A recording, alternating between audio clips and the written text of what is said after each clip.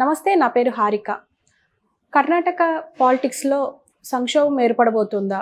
ఎందుకంటే డీకే శివకుమార్ రాజీనామా చేయబోతున్నట్టు వార్తలొస్తున్నాయి. దీని గురించి మనతో పాటు విశ్లేషించడానికి దాము బాలాజీ గారు ఉన్నారు, సీనియర్ జర్నలిస్ట్ అలాగే విశ్లేషకులు. సార్ నమస్తే సార్. నమస్తే సార్.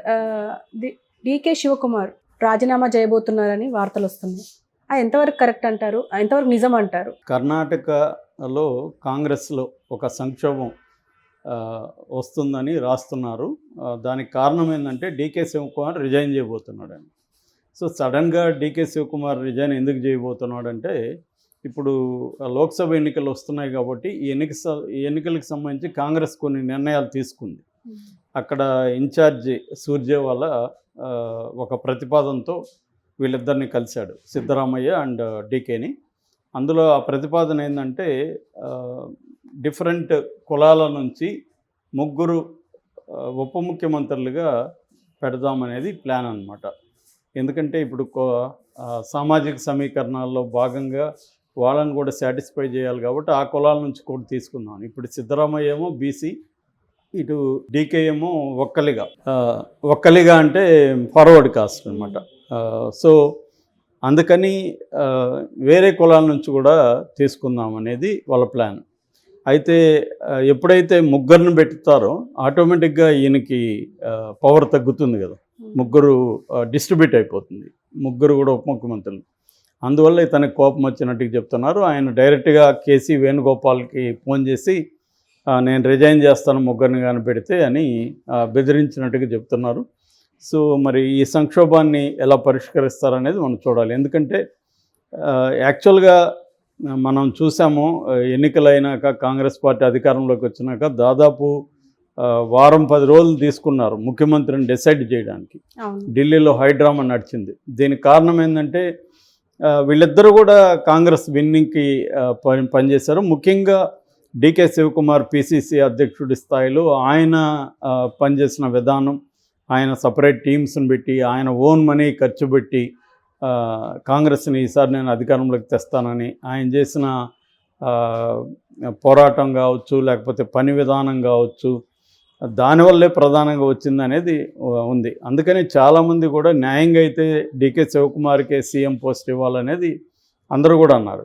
కానీ దానికి కాంగ్రెస్కు ఉన్న ఇబ్బంది ఏంటంటే, ఒకటి సిద్ధరామయ్యకి ఇది చివరి ఎన్నికలు అవుతుంది, ఆయన బీసీ సామాజిక వర్గం. రెండోది ఆయనకి చాలా మంచి పేరు ఉంది, మిస్టర్ క్లీన్ అనే ఇమేజ్ ఉంది ఆయనకి. సో అందుకని ఆయనకి ఇద్దామనేది వాళ్ళు అనుకున్నారు. ఒక్క వెర్షన్ ఏంటంటే లోపాయికారిగా, అంటే ఇన్సైడ్ టాక్ ఏంటంటే ఈయనకి 2.5 ఇచ్చి తర్వాత ఇంకొక 2.5 years డీకేకి ఇస్తామని మాట చెప్పారు. అప్పటి వరకు ఈయన డిప్యూటీ సీఎంగా ఉంటాడు, డీకే అయినప్పుడు ఈయన డిప్యూటీ సీఎం అవుతాడు, డీకే సీఎం అయితే అన్నదేదో ఉందని చెప్తున్నారు. కానీ బయటకైతే ఏం రాలేదు. ఏదేమైనా డీకే శివకుమార్ ఒప్పుకున్నాడంటేనే ఏదో ఒక ఆఫర్ ఆయనకి ఇచ్చుండాలి. దానివల్ల ఆయన ఒప్పుకున్నట్టే కనబడుతుంది. ఒకటి. రెండవ అడ్డంకి ఏంటంటే, ఆయన మీద సిబిఐ ఈడీ కేసులు ఉన్నాయి. గతంలో ఆయనకి ఇక్కడ ఒక ఎనిమిలాగా ఫీల్ అయిన డీజీపీ ఆయన్ని ప్రవీణ్ కుమార్, ఆయన సిబిఐ డైరెక్టర్ అయ్యాడు ఇప్పుడు. సో ఖచ్చితంగా ఈయన కానీ సీఎం అయితే సెంట్రల్ లెవెల్లో బీజేపీ ప్రవీణ్ కుమార్ని ఉపయోగించి ఇతన్ని ప్రతీకారం తీర్చుకుంటారు. ఇతన్ని కేసులు పెట్టి ఈవెన్ జైలుకి పంపిస్తే కర్ణాటక కాంగ్రెస్ ముఖ్యమంత్రి జైలుకి వెళ్ళాడన్న ఇబ్బంది వస్తుంది అనేది కూడా అధిష్టానం ఆలోచించింది. సో అందువల్ల ఈ 2 కారణాలతో ఆయన్ని డిప్యూటీ సీఎంగా పెట్టి సిద్ధరామయ్యని తీసుకొచ్చారు. సో ఈయనకి ఇప్పుడు కూడా కేసులు ఆల్రెడీ ముందుకు వచ్చాయి, ఇప్పుడు కూడా జరుగుతుంది ఎంక్వైరీ ఆయన మీద. అది ఒక ప్రాబ్లం ఆయనకి.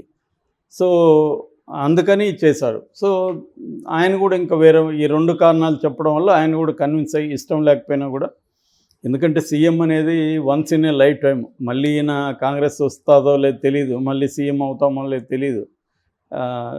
కాబట్టి ఆయనకి దాదాపు దగ్గరగా వచ్చి మిస్ అయిపోయిన, అదేదో అంటారు కదా, నోట్లోకి రాలేదు, నోటి దాకా వచ్చి పోయింది.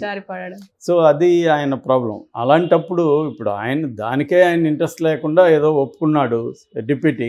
ఇప్పుడు మళ్ళీ ఆయనకి ఇంకొక 2 తీసుకొచ్చి పెట్టారనుకోండి, సో అది కూడా ఇంకా డైల్యూట్ అయిపోతుంది.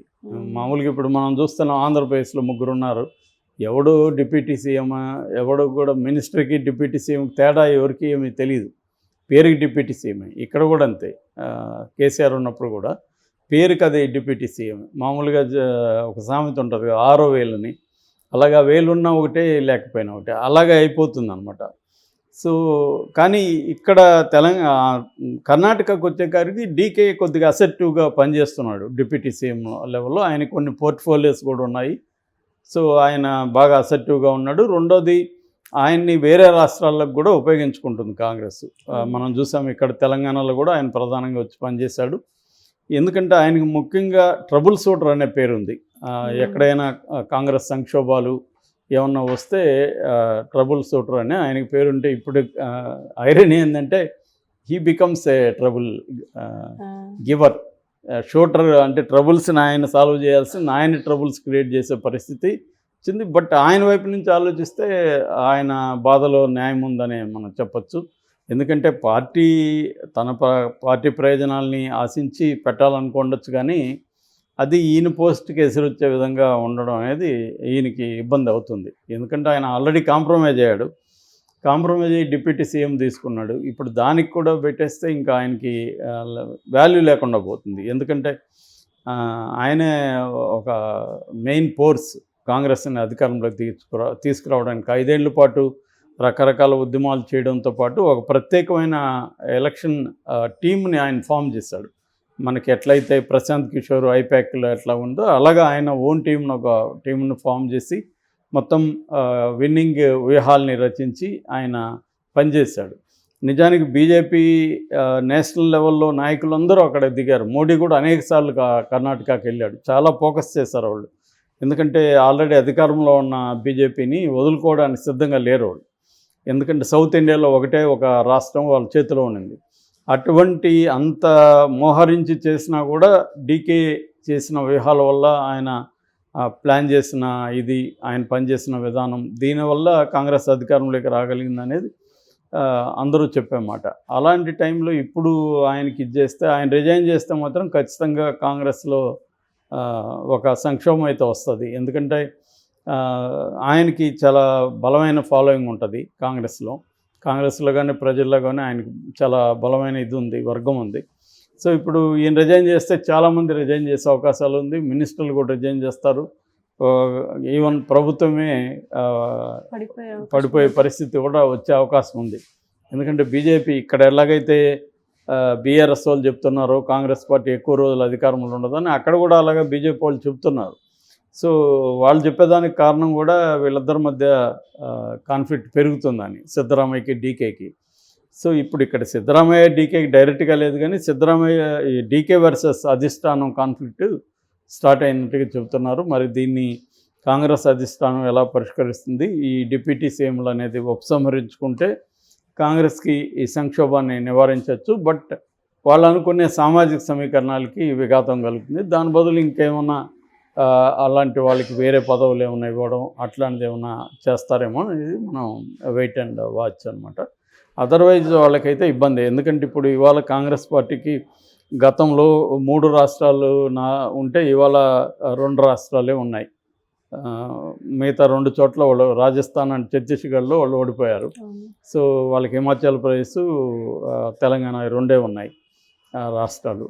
సో ఇప్పుడు లోక్సభ ఎన్నికల్లో కూడా కాంగ్రెస్ అధికారంలోకి వచ్చే పరిస్థితి లేదని అనేక సర్వేలు చెప్తున్నాయి. కానీ వాళ్ళు ఫైట్ చేసుకుంటూ వస్తున్నారు. ఈ క్రమంలో కర్ణాటకలో ఇదంటే దాని ఎఫెక్ట్ నేషనల్ పాలిటిక్స్ మీద పడుతుంది. అందువల్ల వాళ్ళు, నేను అనుకోవడం, ఎక్స్ట్రీమ్ స్టెప్ పోయి డీకేకి యాంటీగా వాళ్ళు వెళ్ళకపోవచ్చు. సో వాళ్ళే విత్డ్రా చేసుకునే అవకాశాలు ఉన్నాయి.